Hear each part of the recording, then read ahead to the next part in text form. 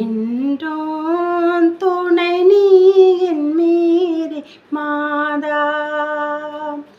பரிசுத்த ஆவியாலே பரபுத்திரன் ஈன்ற தாயே, பரிசுத்த ஆவியாலே பரபுத்திரன் ஈன்ற தாயே, பிரபு இயேசுநாதன் அருளால் புவியோரும் புனிதம் அடைந்தார். என்னையாளும் மேரி மாதா, துணை நீ என் மேரி மாதா. என்றும் துணை நீ